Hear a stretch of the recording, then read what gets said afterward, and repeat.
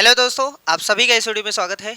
आज की इस वीडियो में हम लोग ट्रायंगल का थर्ड पार्ट करने वाले हैं और जिसमें हम लोग सीखेंगे सिमिलर ट्रायंगल्स के बारे में, यानी समरूप त्रिभुज के बारे में। इसके पहले वाले लेक्चर में हम लोगों ने सीखा था कांग्रुएंट ट्रायंगल यानी सर्वांग सम त्रिभुज, जिसके सभी अंग बराबर होते हैं, यानी तीनों भुजा भी बराबर होती थी और तीनों कोण भी बराबर होते थे। कुछ 5 जो हमने लिखवाए थे वो आपको शायद याद होंगे, अच्छी तरीके से याद कर लो भाई, क्योंकि वो डायरेक्ट पूछा जाता है कि कौन सी क्राइटेरिया है और कौन सी क्राइटेरिया नहीं है, तो पांचों याद होना चाहिए।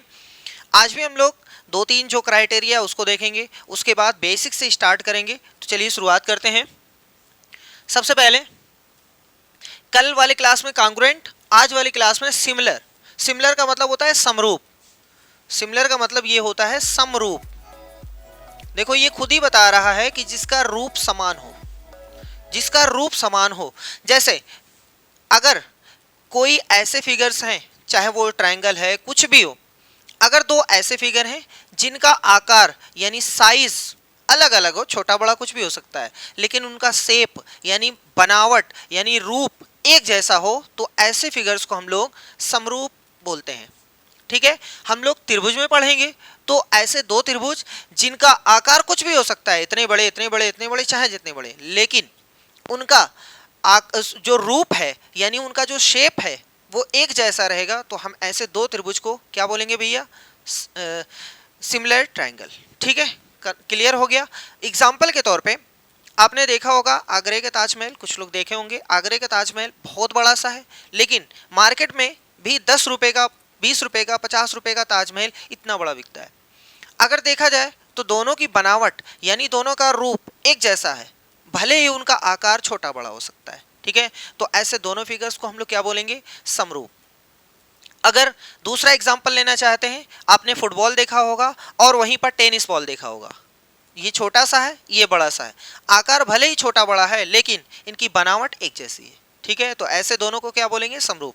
किसी चीज का बच्चा है, जैसे हाथी का बच्चा है, घोड़ा का बच्चा है, बकरी का बच्चा है, भैंस का बच्चा है, तो देखोगे उनकी जो बनावट है एक जैसी है। जैसे उनके यहाँ पे कान होता है तो उनके वहां पर भी कान होगा, लेकिन आकार छोटा बड़ा है।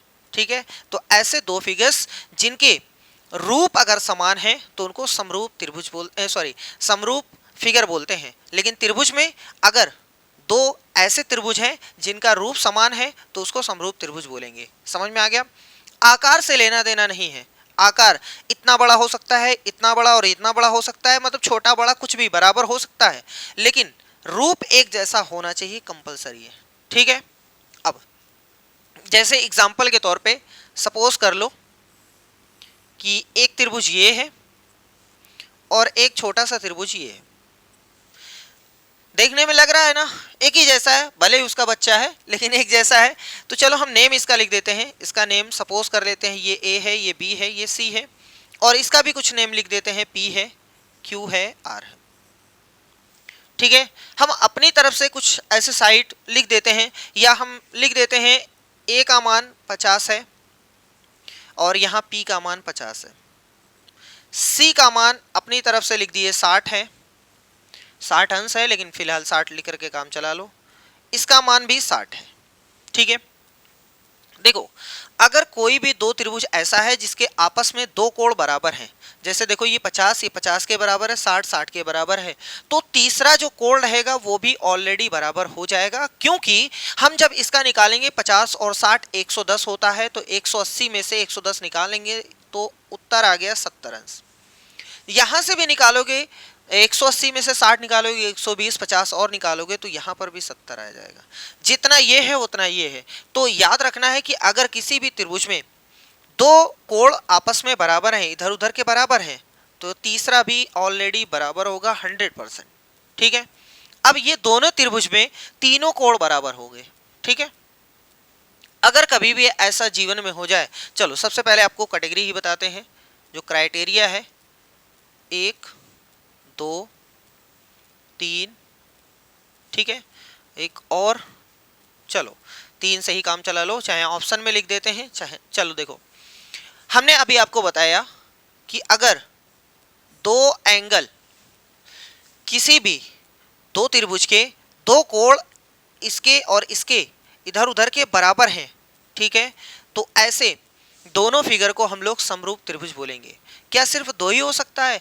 दो अगर है तो तीसरा बराबर होगा ही। तो इसी चीज को बुक में लिखा रहता है तो तीन कोण, अगर किन्हीं भी दो त्रिभुज के तीनों कोण आपस में बराबर हैं तो इसका मतलब ये हुआ कि वो दोनों त्रिभुज समरूप त्रिभुज कहलाएंगे। अब आप बताओ कि अगर तीनों बोला जाए तब सही है कि सिर्फ दो ही बोल दिया जाए तब सही है? तो दोनों सही है भाई। लेकिन अगर आप दो कोण बराबर दिखा देते हो ना, इसका इसके, तो तीसरा तो ऑलरेडी बराबर है। जैसे हमने कहा कि 50-50 के बराबर, 60-60 के बराबर, तो जो बचा वो ऑलरेडी बराबर है। तो चाहे एंगल एंगल बोल दो, चाहे एंगल एंगल एंगल 3 बार बोलो, तो बात वही है। ठीक है। दूसरी कंडीशन कि अगर, यहां पर थोड़ा सा ध्यान देना है, अगर किन्हीं भी दो त्रिभुज की संगत भुजाओं का अनुपात बराबर है, यहां ये भुजा भुजा भुजा, तीनों भुजाओं का अगर अनुपात बराबर है, अभी आएंगे इस क्वेश्चन पे भी आएंगे, ठीक है, तीनों भुजाओं का अगर अनुपात बराबर है तो ऐसे दो त्रिभुज को हम लोग समरूप त्रिभुज बोलते हैं, यानी सिमिलर ट्रायंगल्स बोलते हैं। और क्या कंडीशन है? एक कंडीशन ये है, ठीक है, इसके अलावा कोई कंडीशन नहीं है, याद रखिएगा। चलो, दो भुजाओं का अनुपात बराबर और उसके जस्ट बीच वाला कोण आपस में बराबर। जहां पर हमने एस लिखा है उसका मतलब साइड, और साइड का मतलब उसका अनुपात बराबर होना चाहिए। ठीक है। और एंगल तो अनुपात में नहीं है, एंगल डायरेक्ट बराबर होना चाहिए। ठीक है, अभी यूज करते रहेंगे तो और क्लियर होता रहेगा। ठीक है, ये कंडीशन आपको याद कर लेनी है। अब देखो, ये दोनों त्रिभुज समरूप हैं, क्यों? क्योंकि सर जी तीन एंगल बराबर हैं, एंगल एंगल एंगल से, चाहे एंगल एंगल एंगल से। ठीक है। अब अगर दो त्रिभुज समरूप हो गए, अगर दो त्रिभुज समरूप हो गए तो जैसे वहां पर आपने सीखा था कांग्रुएंट ट्रायंगल्स में कि अगर दो त्रिभुज ऐसे हैं जो सर्वांग सम है, तो इसका मतलब उसके तीनों कोण, तीनों भुजा, मतलब 6 चीज आपस में बराबर। लेकिन यहां पर ऐसा नहीं है। यहां पर अगर दो त्रिभुज सिमिलर हैं यानी समरूप हैं, तो इसका मतलब ये हो गया कि उसके तीनों कोण आपस में बराबर और तीनों भुजाओं का अनुपात बराबर, मान बराबर नहीं, अनुपात बराबर। ठीक है, जैसे हम लिखते हैं। ठीक है, देखो ध्यान से देखो, सर जी ये दोनों त्रिभुज जो है वो सिमिलर हैं, कैसे? क्योंकि तीनों एंगल के बराबर है। ठीक है, अब त्रिभुज सिमिलर कैसे होते हैं लिखना वो बहुत इंपॉर्टेंट है। आप पहले इसका नाम लिख सकते हो या पहले इसका नाम लिख सकते हो, कोई दिक्कत नहीं। हम चाहे जिसको लिखो, चाहे इसके लिखें चाहे इसको लिखो, कोई दिक्कत नहीं है, चाहे जिसका लिख सकते हैं। हमने पहले वाले का उठाया और आंख बंद करके A B C, A C B, B A C, B C B A, कुछ भी लिख सकते हैं, कुछ भी लिख सकते हैं। ठीक है, तो हमने ऐसे लिख दिया ए बी सी, या ए बी सी नहीं ए सी भी लिख देते हैं ताकि और क्लियर हो जाए। कुछ भी लिख सकते हैं, लेकिन यहाँ याद रखिएगा पहले वाले में आप फ्री होते हो, दूसरे वाले में बंध जाते हो। अब दूसरा वाला जो त्रिभुज है उसका नाम देखो। पहले ये दोनों त्रिभुज क्या हैं? आपस में सिमिलर हैं, तो सिमिलर का निशान होता है ये कौआ उड़ वाला निशान होता है, बस। बराबर का निशान नहीं लगाएंगे, अगर बराबर लगा देंगे तो कांग्रुएंट हो जाएगा, इसका मतलब वो सर्वांग सम, सभी बराबर हो जाएंगे, ऐसा नहीं है। चलो देखो दूसरे का देखते हैं। जो पहले नंबर पे आया है वही यहाँ पर पहले नंबर पे आना चाहिए, जो कोण आपस में बराबर है। ए वाला ए के बराबर, देखो किसका, ए वाला 50 है तो पी वाला 50 है, इसका मतलब यहाँ पर कौन आना चाहिए? पी आना चाहिए। पहले नंबर पे ए आया तो ए के बराबर जो कोण है वही पहले नंबर पे आना चाहिए। तो ए का मान 50 है तो पी का मान 50 है, इसका मतलब पी यहाँ पर आना चाहिए। फिर हमने सी लिखा, सी का मान 60 है तो जो इसमें 60 रहेगा वो आना चाहिए, यानी आर आना चाहिए। अब जो बच गया उसको तो लिख ही सकते हो, जब आपने पी आर लिख दिया तो बचा क्यों, वो अपने ऑलरेडी बराबर हो जाएगा। ये चीज़ बहुत इंपॉर्टेंट लिखना, नहीं तो गलत हो सकता है। ठीक है, अब देखो जब दोनों ट्राइंगल को आपने लिख दिया कि ये सिमिलर हैं, अब हमने क्या कहा कि अगर दो ट्रायंगल सिमिलर हैं तो उनके तीनों कोण आपस में बराबर होंगे और साथ में उनकी भुजाओं का अनुपात बराबर होगा, संगत भुजाओं का अनुपात बराबर होगा। कैसे लिखते हैं? बहुत ही सिंपल, देखो लिखना, देखो सबसे पहले इन दोनों को उठा लो, यहां से पहला दूसरा उठा लो, नीचे लिख दो, हो गया, बराबर लगा दो। दूसरा तीसरा उठा लो सी बी, यहां पर दूसरा तीसरा उठा लो आर क्यू, बराबर। इसको इसके साथ मिला दो, चाहे ए बी लिख दो चाहे बी ए लिख दो, बात वही है, चाहे ए बी लिख दो चाहे बी ए लिख दो भाई, इसको इसको, ठीक है। तो यहाँ इसको इससे मिलाना है, पी क्यू लिख दो या क्यू पी लिख दो, बात वही है। ये है, इस तरीके से लिखना लोगों को बहुत टफ लगता है बहुत ही आसान, बहुत ही आसान है। हम चलो एक एग्जांपल और देते हैं लिखना। जैसे अगर आपके पास कोई ट्रायंगल है ए बी पी, ठीक है, और ये सिमिलर है दूसरे वाले ट्रायंगल के, कोई भी नेम है इसका एम एन ओ, तो इसका अनुपात कैसे लिखेंगे? बहुत ही आसान है, पहला दूसरा ए बी, तो यहां पर भी पहला दूसरा एम एन बराबर दूसरा तीसरा यानी बीपी, यहां पर भी दूसरा तीसरा यानी एनओ, पहला तीसरा यानी एपी, पहला तीसरा एमओ, खत्म हो गया। ये चीज आपको 100% आनी चाहिए लिखना, नहीं तो क्वेश्चन नहीं हो पाएगा, ठीक है। समझ में आ गया? ये होता है सिमिलर। दो ट्रायंगल अगर सिमिलर हैं तो उनके कोण आपस में बराबर, कोण के बारे में सुन लो, कोण आपस में बराबर, अनुपात नहीं, कोण आपस में बराबर, ठीक। और अगर सिमिलर हैं तो कोण तो बराबर होंगे, साथ में उनकी संगत भुजाओं का अनुपात बराबर होगा। ये चीज लिखना आना चाहिए, बार बार ये कह रहे हैं, ये चीज लिखना आना चाहिए। और ये चीज तभी सही होगा जब ये नेम आप लिख ले जाएंगे। और नेम आपको कैसे लिखना है? सिंपल है कि ए अगर कोण है तो P भी एक कोण होगा, ये दोनों पहले नंबर पे, इसका मतलब A और P बराबर होना चाहिए। जो दूसरे नंबर पे हो दूसरे वाले के बराबर होना चाहिए, जो तीसरे नंबर पे हो तीसरे वाले के बराबर होना चाहिए, ठीक है। चलो अब आगे बढ़ते हैं, यहां तक समझ में आ गया। दूसरी चीज, पहला क्वेश्चन लोग यहीं पे पूछते हैं कि सर जी ये बताइए जितने कांग्रुएंट फिगर्स होते हैं वो सिमिलर माने जाएंगे कि नहीं? तो सिंपल है, पहले हम आपको बता देते हैं कि जितने भी कांग्रुएंट हैं, जितने भी कांग्रुएंट हैं, जितने भी सर्वांग सम त्रिभुज होते हैं वो समरूप त्रिभुज होते हैं, ठीक है। क्योंकि उनका रूप जो होता है वो एक जैसा रहेगा, ठीक है। लेकिन जितने भी यानी हर समरूप त्रिभुज सर्वांग सम नहीं होता है, ये भी याद रखेंगे। जैसे हर वर्ग आयत होता है लेकिन हर आयत वर्ग नहीं होता है, वही चीज यहाँ पर भी है। जितने भी समरूप त्रिभुज हैं वो कांग्रुएंट नहीं बन सकते हैं, लेकिन जितने कांग्रुएंट हैं वो समरूप रहेंगे, ठीक है। इसको आप ऐसे समझ सकते हो कि अगर कोई पीएम है, प्रधानमंत्री है, तो 100% वो इंसान होगा। लेकिन अगर कोई इंसान है तो ये गारंटी नहीं कि वो पीएम बनेगा, ठीक है। इसका मतलब हर पीएम इंसान होता है लेकिन हर इंसान पीएम नहीं होता है, ठीक है। समझ में आ गया? ये अलग बात है, किसी किसी देश के जो पीएम होते हैं वो इंसान नहीं होते हैं, मतलब इंसानियत नहीं होती, इंसान की बात नहीं, इंसानियत नहीं होती है, ये आप समझ सकते हैं कहाँ की बात हो रही है, ठीक है। चलो आगे बढ़ते हैं। और कुछ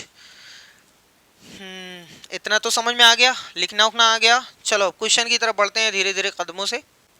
देखो पहला क्वेश्चन है, कह रहा है कि एक समचतुर्भुज के विकर्णों की लंबाइयां 16 सेंटीमीटर और 12 सेंटीमीटर हैं, तब इस समचतुर्भुज की भुजा की लंबाई है। बहुत ही आसान क्वेश्चन है, बहुत ज़्यादा आसान क्वेश्चन है, बस एग्जाम्पलर में दिया हुआ था इसलिए हमने डाल दिया है, ठीक है। देखो कह रहा है समचतुर्भुज, आपको पता है समचतुर्भुज किसे कहते हैं? समचतुर्भुज बिगड़ा हुआ रूप होता है किसका? वर्ग का। चलो ये हो गया। इसमें थोड़ा सा आप जान लीजिए कि चारों भुजा आपस में बराबर हैं। इसके दो विकर्ण होते हैं जो एक दूसरे को 90 अंश पर काटते हैं, आधा इधर भेजते हैं आधा उधर भेजते हैं, ठीक है। तो चलो हम इसकी पहले विकर्ण बना देते हैं भैया। इसके ये एक विकर्ण हो गया, ये दूसरा विकर्ण हो गया।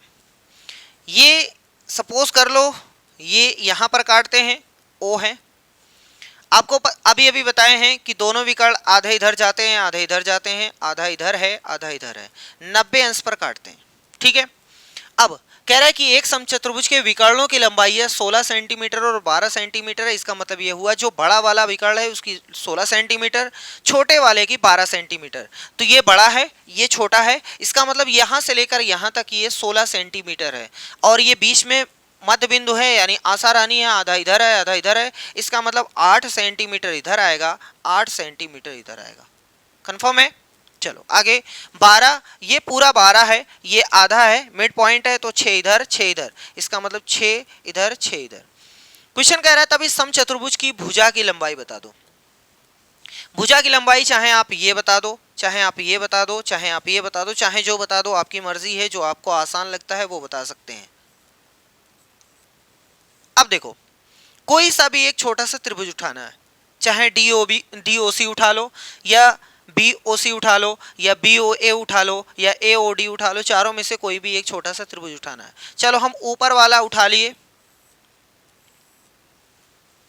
ये 90 है, हमने यहाँ O पे 90 बना दिया, यहाँ D है, यहाँ C है, ठीक है। ये 8 है, ये 6 है, आपसे पूछा है कि इसका मान बता दो, तो हमने लिख लिया x।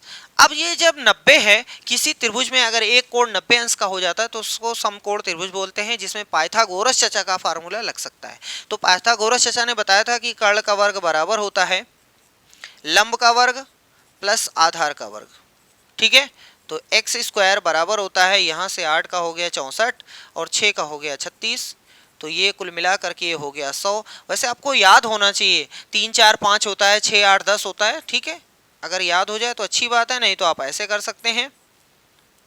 तो भैया जी बाहर आएगा 10, यानी कितना आ जाएगा x का मान 10 सेंटीमीटर। कहीं है भैया? और हाँ, ये देखो बी वाले में बैठा हुआ है, ठीक है। समझ में आ गया? बहुत आसान क्वेश्चन, इसमें कहीं भी हमें नहीं लगता है कि सिमिलरिटी की कोई कंडीशन यूज हुई है। चलिए अगला क्वेश्चन देखते हैं, सिमिलरिटी की कंडीशन यूज कराएगा कि नहीं कराएगा।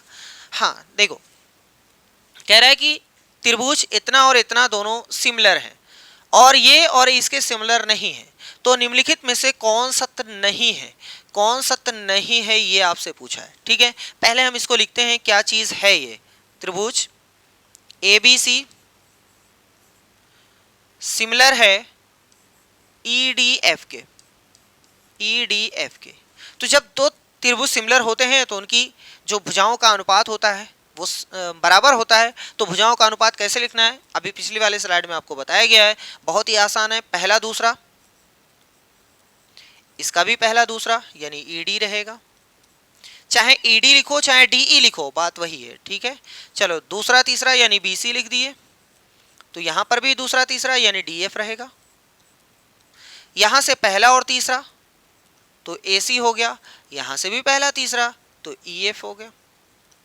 अब इसमें कहीं बटे आपको दिखाई नहीं दे रहा है, सब गुणे में। तो यहां से देखो, एक बराबर यहां लगा है, एक बराबर यहां लगा है। जब कभी भी दो बराबर आता है तो इसका मतलब हमें एक ही बराबर को उठाना है, चाहे हम इन दोनों को सॉल्व करें, या तो इन दोनों को सॉल्व करें, या फिर इन दोनों को लेकर सॉल्व करें, आंसर उतना ही आएगा। तो हम तीनों कंडीशन आपके सामने लिख देते हैं। जैसे पहला वाला जो है वो है AB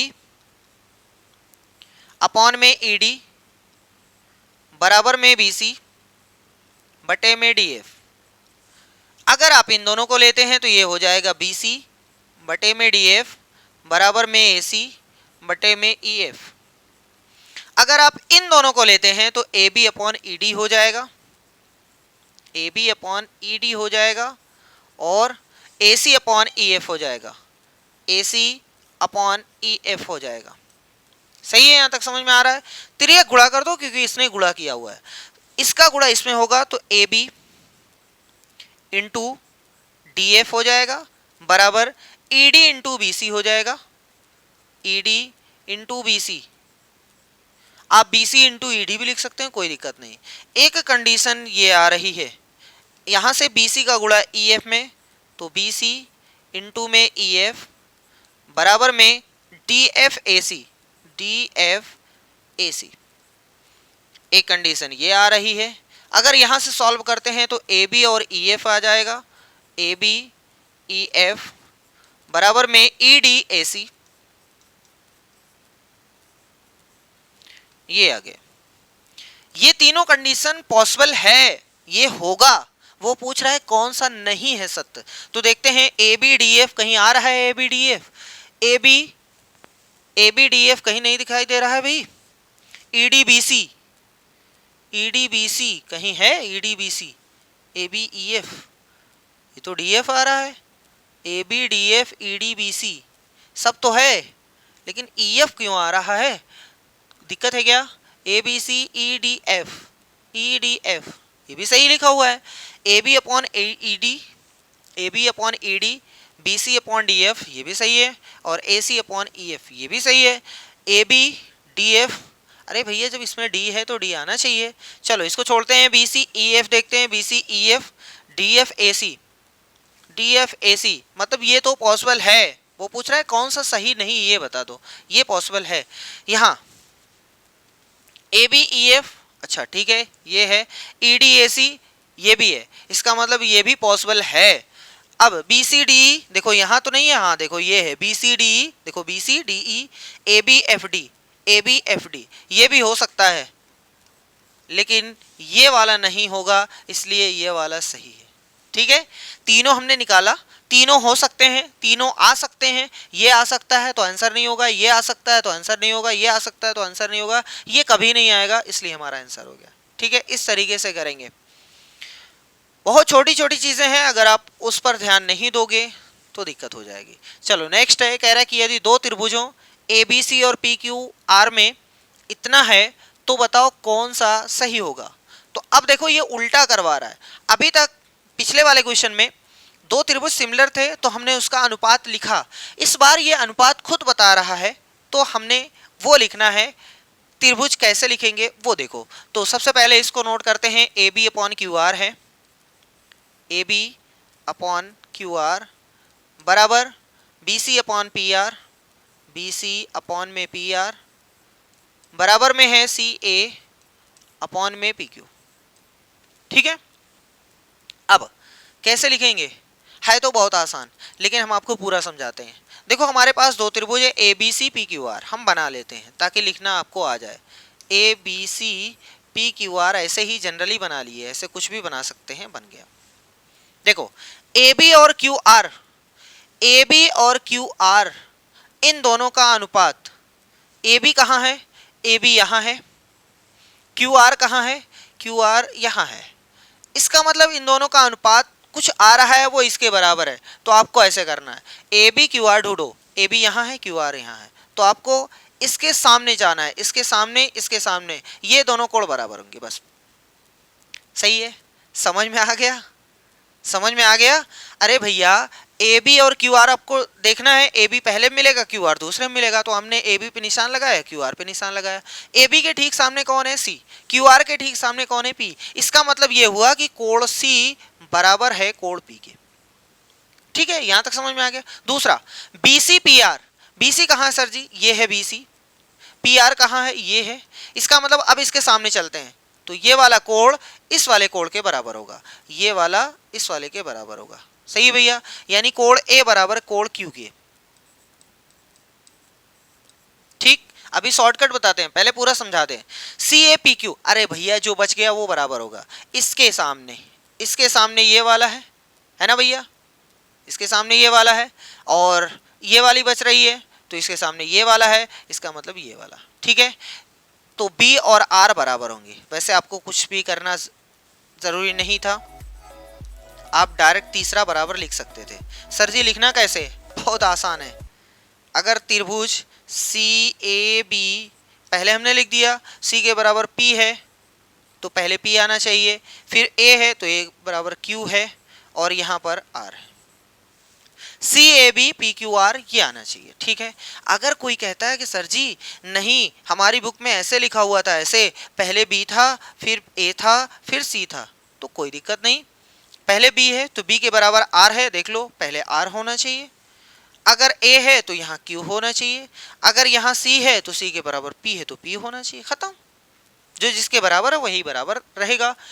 sir G B A सी या ए सी ए बी कहाँ है, कहीं है B A C C A B. अब कैसे क्या करना है, इतना ज़्यादा ढूंढना थोड़ी ना है, आपको देखना है कि सर जी सी किसके बराबर, पी के, तो जो सी का स्थान है वही पी का स्थान होना चाहिए। देखते हैं, सी और पी मैच कर रहे हैं, सी और पी मैच कर रहे हैं। यहाँ पर सी तीसरे नंबर पे, आर तीसरे नंबर पे, गलत। यहाँ सी दूसरे नंबर पे है, यहाँ दूसरे नंबर पे कोई और है, गलत। अब इन दोनों में आ जाओ, जो ए का स्थान है वही क्यू का स्थान होना चाहिए। ए यहाँ दूसरे नंबर पे है, यहाँ दूसरे नंबर पे, सही है। यहाँ तीसरे नंबर पे, यहाँ है दूसरे नंबर पे, इसका मतलब ये सही है। ठीक है, समझ में आ गया, कोई दिक्कत तो नहीं है, ये पहला वाला सही है। देख लो P Q R C A B दिखाई दे रहा है, P Q R is similar to C A B, सही है ना, इतना समझ में आ गया। लेकिन क्या सर इतना करेंगे, इतना उतना नहीं करेंगे, बहुत ही आसान है। ध्यान से देखो, जब भी हमें ऐसा मिलेगा, ऐसा मिलेगा, सिर्फ एक देख करके हम आंसर बता सकते हैं, एक देख करके, लेकिन आंसर उस हिसाब से सेट होना चाहिए। लोग ऐसे ही करते हैं, अपना क्वेश्चन खुद से बनाए रहते हैं, खुद से आंसर बनाए रहते हैं, उसके बाद लोगों को पता नहीं क्या अच्छा लगता है ना, वैसे ही अपनी धुन में बताते रहते हैं, भले ही समझ में आए या ना समझ में आए, एग्जाम में क्वेश्चन आए या ना आए, लोग बताते रहते हैं अपनी फायदे के लिए। चलो आगे देखते हैं क्वेश्चन क्या कह रहा है। देखो आराम से देखो, ए बी और क्यू आर है, बहुत ही एकदम सिंपल, इससे आसान कुछ नहीं हो सकता, इससे आसान कुछ नहीं हो सकता। यहां ए बी है, इसमें गायब कौन है? ए बी है ना, गायब कौन है? सी,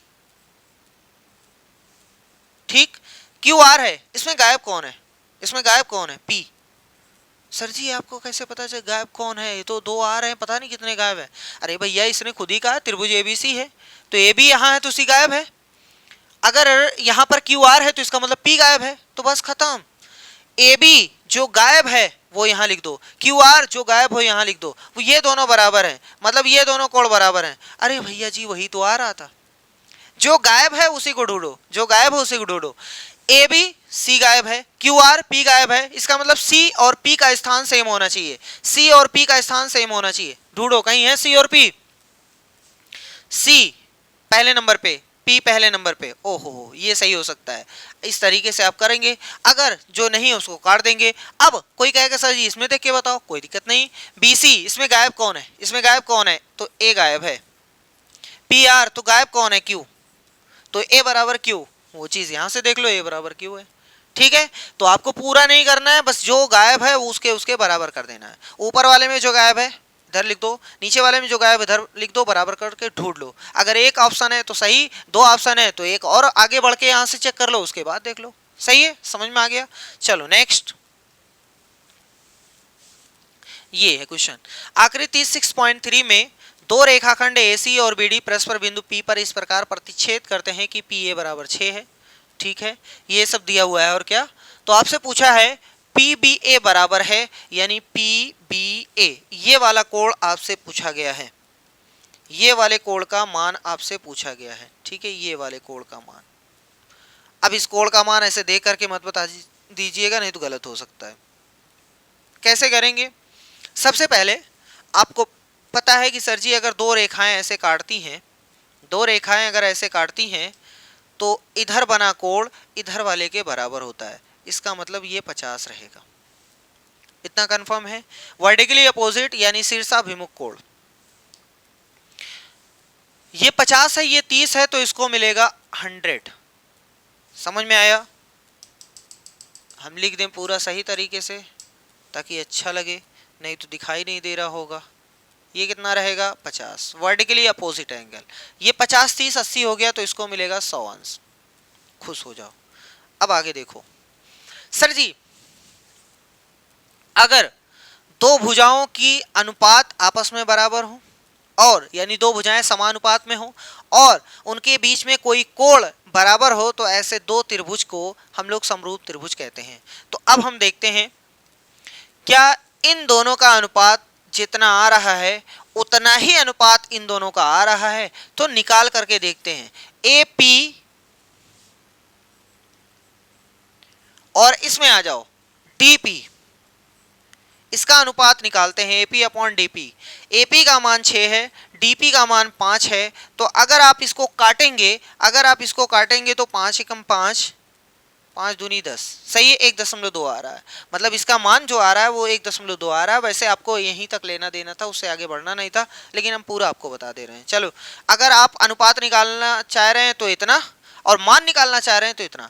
थोड़ा इसका देखते हैं, BP upon PC, BP upon PC. BP का मान 3 है और इसका मान 2.5 है। सर जी कैसे काटें? अरे भैया 10 से गुणा कर लो, लो हो गया।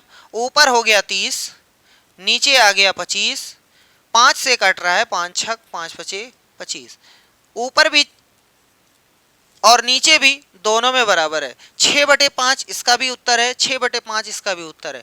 इसका मतलब ये हुआ कि ये दोनों मान बराबर हैं। देखो AP अपॉन में DP,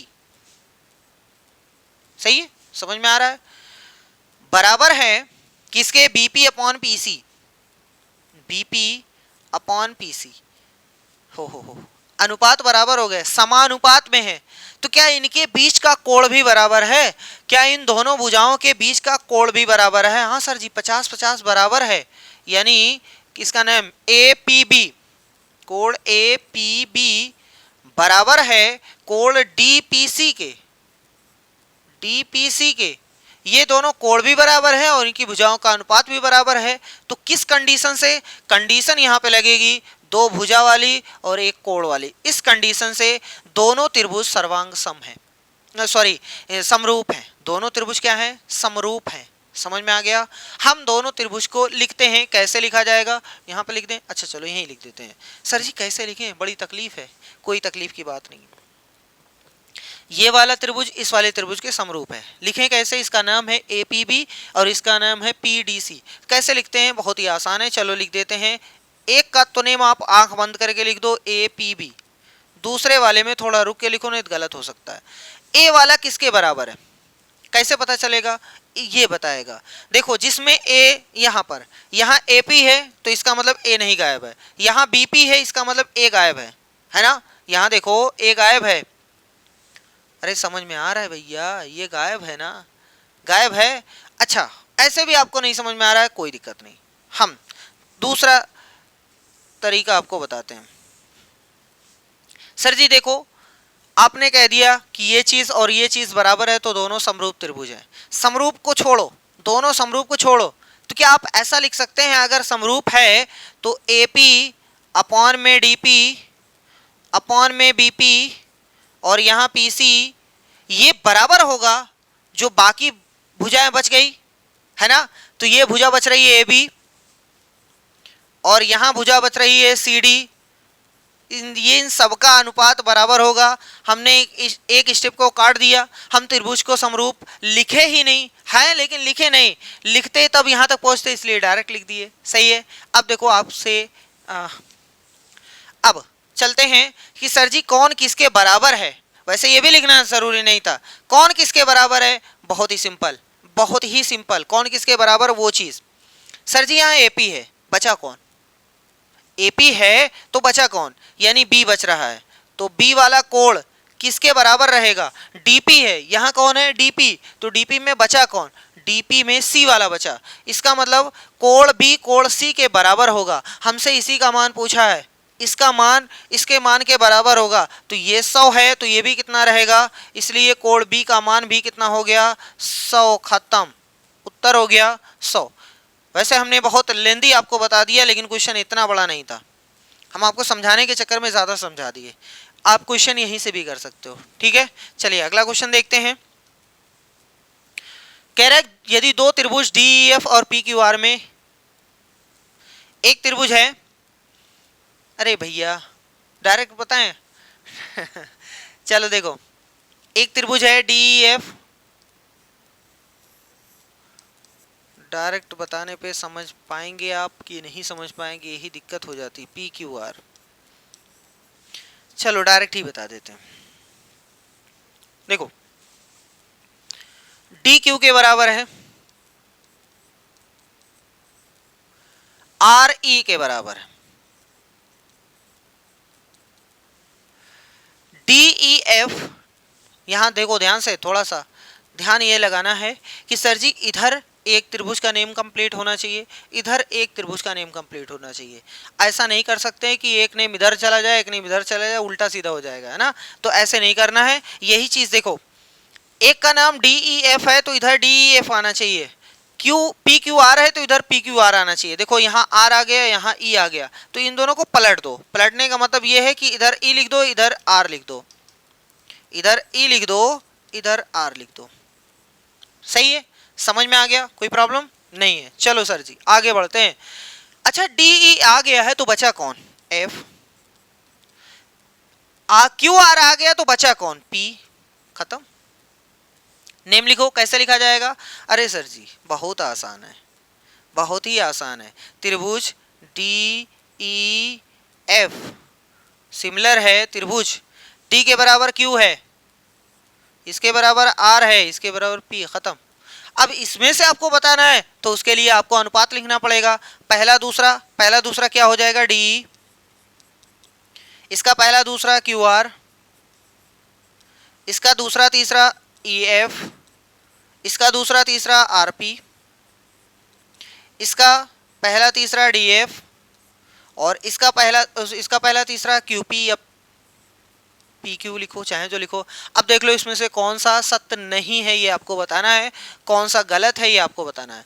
जैसे देखो E F upon P R कहीं मिल रहा है, E F upon P R, sir ji ये तो नहीं मिल रहा है पी आर, ये पी है ना भैया, ये पी है, बड़ी दिक्कत। हाँ ये पी है, ये पी है, हमें लिख के हमें भूल जाते हैं। ई एफ अपॉन आर पी ये तो मिल रहा है, D F upon P Q ये तो हो सकता है। आगे देखो डी अपॉन क्यू आर ये भी है, D F upon P Q ये भी है, इसका मतलब ये भी आंसर हमारा नहीं होगा। D upon P Q, D E upon P Q नहीं भैया ये तो नहीं है, D E upon P Q नहीं है, तो यही हमारा आंसर सही माना जाएगा। ई एफ अपॉन आर पी कहीं है, E F upon R P सही है, D E upon Q are, हाँ देखो इन दोनों से ये सही है। मतलब कौन सा सत्य नहीं है आपसे पूछा गया था, तो जो इसमें नहीं बनेगा वो हमारा आंसर हो जाएगा। ठीक, चलिए अगला, थोड़ा सा ये टफ क्वेश्चन है, थोड़ा सा ये टफ क्वेश्चन है, बल्कि ये पूरा चैप्टर ही टफ है। अगर ये समझ में आ गया तो मेन वही याद कर लो जो शुरुआत में आपको बताया गया था, कितनी क्राइटेरिया है वो, बाकी उनकी अनुपात याद कर लो, और अभी एक थ्योरम आएगी उस थ्योरम को याद कर लो, ठीक है, आपका बेड़ा पार हो जाएगा। त्रिभुजों ए बी सी और डी एफ में बी बराबर ई के है, कोण बी बराबर है कोण ई के, और है एफ, कोण एफ बराबर कोण सी के। कह रहा है कि ए बी बराबर 3D। देखो ध्यान से, एक कोण बराबर है, दूसरा कोण भी बराबर है, तो तीसरा अपने आप बराबर रहेगा 100%। अगर तीन कोण बराबर हैं तो इसका मतलब वो समरूप हो गया। समरूप तो त्रिभुज है, तो जिसमें समरूप है उसको रोको, बाकी को छोड़ो। समरूप ना तो सर्वांगसम है ना ही समरूप है, गलत भैया, समरूप है, सर्वांगसम परंतु समरूप नहीं है भैया, समरूप है। अरे दो कोण अगर आपस में बराबर हो गए तो इसका मतलब 100% वो समरूप है। समरूप परंतु सर्वांगसम नहीं, छोड़ो, सर्वांगसम और समरूप दोनों छोड़ो अभी। चलो देखो यहां से समरूप समझ में आ गया। सर्वांग सम होने के लिए भुजाओं का मान बराबर होना चाहिए, भुजाओं की वैल्यू बराबर होनी चाहिए। क्या ये भुजाओं की वैल्यू बराबर आपको दिखाई दे रही है? ए बी बराबर 3DE है, 3D है, 3 गुना है, तो क्या ये बराबर रहेगी? नहीं बराबर है ना। इसका मतलब अगर कभी भी ऐसा मिल जाए ए बी बराबर DE के, तब हम कह सकते थे कि सर जी ये भुजा बराबर है, लेकिन ये भुजा देखो 3 गुना है ना, इसका मतलब ये बराबर नहीं है। तो जब कभी भी भुजा बराबर नहीं होती तो समरूप तो है लेकिन सर्वांग सम नहीं माना जाएगा। याद कर लीजिएगा, भुजा बराबर रहेगी तभी सर्वांग सम मानते हैं। तो कह रहा है कि सर्वांग सम और समरूप दोनों नहीं भैया, दोनों नहीं है, सर्वांग सम नहीं है, ये वाला सही माना जाएगा। ठीक है, बस सिर्फ देख करके आपको करना था। चलो अगला, हाँ ये है थ्योरम। देखो थ्योरम ये कहती है कि अगर कोई दो सिमिलर ट्रायंगल हैं, कोई दो समरूप त्रिभुज हैं, तो उनकी भुजाओं का जो अनुपात होता है, उनकी भुजाओं का जो अनुपात होता है, उनके क्षेत्रफल का अगर आप अनुपात निकालना चाहते हो, उन त्रिभुज के क्षेत्रफल का अनुपात निकालना चाहते हो, तो उनकी भुजाओं के अनुपात के वर्ग अनुपात होता है, यानी वर्ग के अनुपात में होता है। कहने का मतलब क्या है, आराम से देखो। जैसे अगर हमारे पास ये त्रिभुज और ये त्रिभुज दोनों जो हैं, मान लो ये पी क्यू आर है और ये ए बी सी है, ये समरूप है, ठीक है, और इनकी कोई एक भुजा हमने दे दिया कि सर जी ए बी और पी क्यू, इसका अनुपात जो है वो 2:3 है। तो अगर कोई कहे कि इसका क्षेत्रफल किस अनुपात में होगा, तो ये क्षेत्रफल का सिंबल है, ठीक है, यहाँ देखो लिखा होगा, अच्छा एरिया लिखा है, कोई दिक्कत नहीं। अगर इसको मोटा लिख देते हैं तो एरिया, एरिया का मतलब क्षेत्रफल ये ए बी वाला है ना, तो इसका पहले होना चाहिए, जो ऊपर है वही ऊपर होना चाहिए, ऐसा नहीं कि पलट दो। तो ए बी किस में है, इसमें, यानी क्षेत्रफल ए बी सी, त्रिभुज ए बी सी का क्षेत्रफल, नीचे पी क्यू कौन है, ये वाला, यानी त्रिभुज पी क्यू आर का क्षेत्रफल, त्रिभुज पी क्यू आर का क्षेत्रफल कैसे, कितना अनुपात होगा, बहुत ही आसान, इनका वर्ग कर दो, 2 का वर्ग और नीचे 3 का वर्ग, खत्म। ऊपर हो जाएगा 4, नीचे हो जाएगा 9, यानी इनका अनुपात हो जाएगा 4:9। ये एग्जाम्पल था, ठीक है, याद रखिएगा। जो अनुपात ऊपर है वही अनुपात का वर्ग ऊपर रहेगा, जो अनुपात नीचे है वही अनुपात का वर्ग नीचे रहेगा। लेकिन जब ऊपर नीचे कंफर्म रहे, क्लियर रहे कौन कौन सा पूछा जा रहा है तब, ठीक है। अगर ये वाला ऊपर रखना है, ये वाला नीचे रखना है, तो इसका अनुपात ऊपर रहेगा, इसका अनुपात नीचे रहेगा, तो अनुपात का वर्ग कर देंगे, आंसर आ जाएगा, ठीक है। अब देखो कह रहा है बीसी और क्यूआर का अनुपात 1/3 है। तो देखो ऊपर बीसी आ रहा है ना, इसका मतलब इसके साथ का और इसके साथ का। अब देखो यही थोड़ा सा दिक्कत होगी, अभी हमने आपको बताया है, ठीक है। देख लो क्वेश्चन, देखो क्वेश्चन कह रहा है कि बीसी बटे में क्यूआर बराबर में 1/3, ये है।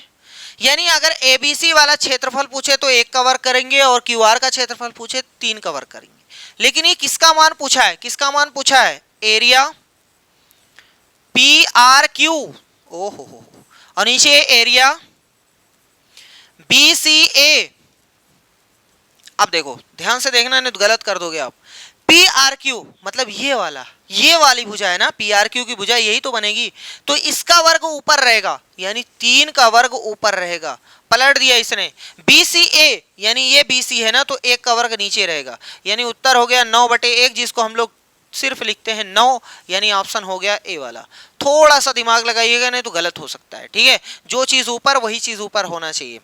और दूसरी चीज, कभी कभी क्षेत्रफल का अनुपात दे करके भुजा का अनुपात पूछता है तो वर्गमूल निकाल देंगे। जैसे यहां से यहां गए तो वर्ग निकालते, यहां से यहां आएंगे तो वर्गमूल निकालेंगे, ठीक है। अगला क्वेश्चन, क्वेश्चन ये है कि त्रिभुज एबीसी समरूप है डी एफ ई के, जिसमें कोण ए का मान 30 है, सी का मान 50 है, ए बी का मान 5 है, ए सी का मान 8 है, डी एफ का मान 7.5 है।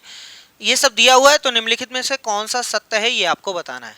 देखते हैं, सबसे पहले त्रिभुज एबीसी है, एक त्रिभुज हमने बना लिया एबीसी, ए बी सी। दूसरा त्रिभुज D F E, D F E, ये दोनों समरूप हैं, A B C D F E. तो इसका मतलब ये हुआ कि ए डी के बराबर है, ये वाला इसके बराबर है, बी एफ के बराबर है, यानी ये वाला इसके बराबर है, और जो बच गया वो बचे हुए के बराबर है। ये तीनों कोण है, ठीक है। कोण ए का मान 30 है, सी का मान 50 है, यहाँ 30 है और यहाँ 50 है, तो इसका मतलब ए इसके बराबर है, तो ये भी 30 रहेगा, ये भी 50 रहेगा, ठीक। बाकी बचा हुआ अगर आप निकालना चाहते तो निकाल दें, 50 30 80, तो ये बचा 100, तो ये भी कितना हो जाएगा, यहाँ से निकाल दीजिएगा, 100 आ गया।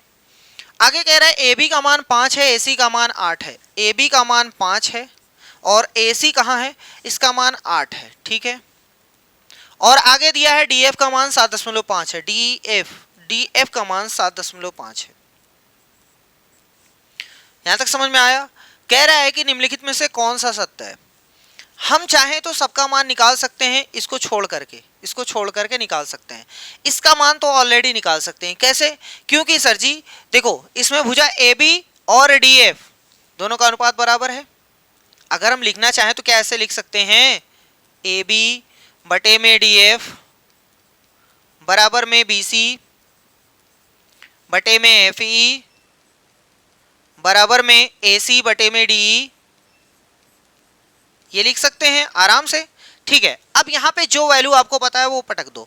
जैसे ए बी का मान 5 है तो हमने यहाँ 5 रख दिया, डी एफ का मान सर जी 7.5 है तो 7.5 यहाँ पटक दिया, बराबर में बी सी का मान नहीं पता है, रहने दो, बी सी का मान बी सी ही रहने दो, एफ ई नहीं पता है, एफ ई रहने दो, बराबर में ए सी का मान 8 है तो यहाँ पटक दो, डी ई का मान नहीं पता है, रहने दो।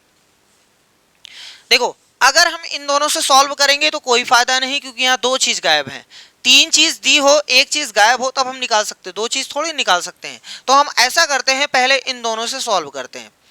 तो 5 बटे में 7.5 बराबर में 8 बटे में डी, त्रियक गुणा कर दो, डी का 5 में तो 5 डी ई बराबर में 8 यानी 7.5 गुणे में 8।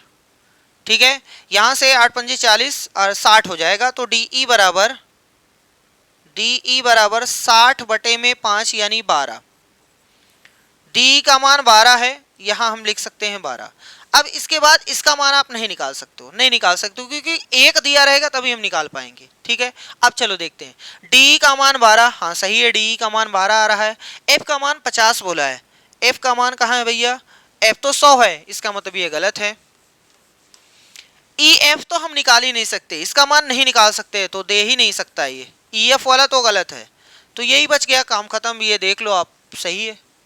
समझ में आया किस तरीके से निकाला गया है, इसके यूज से डायरेक्ट निकाल दिया गया है। बाकी कोण बराबर होते ही हैं अगर समरूप है। अब देखो, कह रहा है कि दो त्रिभुज है, एक त्रिभुज का नेम ABC है और एक त्रिभुज का नेम DF है। वैसे हम इसको ओरल भी बता सकते हैं, लेकिन लिख करके बता दें ताकि अच्छी तरीके से आपकी खोपड़ी में बैठ जाए। क्वेश्चन कह रहा है कि AB अपॉन DE मतलब इसका अनुपात इसके अनुपात के साथ बराबर है BC FD। BC यानी ये वाला और ये वाला। तो भैया जी दुनिया को पता है कि अगर ये समरूप लाना चाहते हो तो इनके बीच वाला कोण बराबर होना चाहिए। वही वो पूछ रहा है कि इनके बीच का कोण कौन है, बीच का कोण B है, यहाँ बीच का कोण E है, यानी B और E आपस में बराबर रहेगा तो हम समरूप बता सकते हैं, यानी ये वाला सही है। ठीक है, कौन सा सही है, पहला वाला। समझ में आ गया। अरे भैया दो का अनुपात और उसके बीच वाले कोण का मान बराबर होना चाहिए बस। चलो अगला देखो, ये क्वेश्चन काफी अच्छा क्वेश्चन है। कह रहा है कि त्रिभुज PQR की एक भुजा PQS पर S एक ऐसा बिंदु है जिस पर PS बराबर QS बराबर RS है। यानी अगर हमारे पास एक त्रिभुज है, हम त्रिभुज को बना लेते हैं। चलो एक त्रिभुज ऐसे बना लिए, ठीक, यहाँ S है, PQR है और PQ पर S है, तो PQR ये S है, PS QS RS ये तीनों बराबर है, PS QS RS ये तीनों बराबर है। ठीक है, तो कह रहा है कि इसमें से कौन सा सही होगा। बड़ा अच्छा क्वेश्चन है, बहुत अच्छी तरीके से इसको समझिएगा। देखो ओरल में अगर हम चाहें तो बता दें, नहीं तो ऐसे ही बता दे रहे हैं।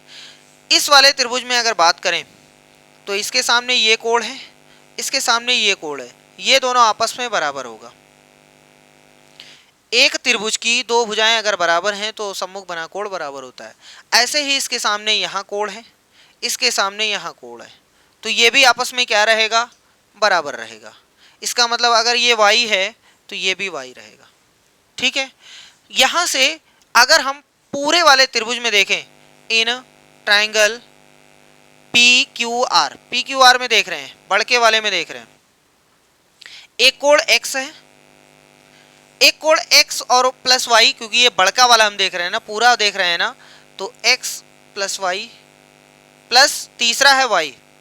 ये पहला कोण है, ये दूसरा कोण है, ये तीसरा कोण है, तीनों कोणों का योग कितना रहेगा, 180।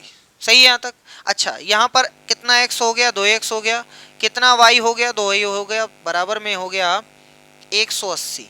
क्या हम यहाँ से 2 कॉमन ले सकते हैं, तो x प्लस वाई बराबर में 180।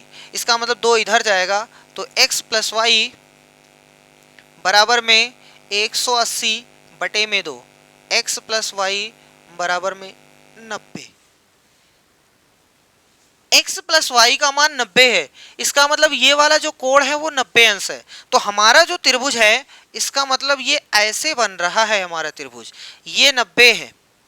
तो जब यहाँ 90 है तो पाइथागोरस चचा आ सकते हैं। अब बीच वाले का काम भूल जाओ, PRQ हम लिखते हैं, PQR। सर जी 90 के सामने ये कर्ण होता है और ये आधार या लंब आप कुछ भी मान सकते हो। अगर ये आधार है तो ये लंब माना जाएगा और अगर ये आधार है तो ये लंब माना जाएगा। फार्मूला क्या होता है, कर्ण का वर्ग बराबर होता है लंब का वर्ग प्लस आधार का वर्ग।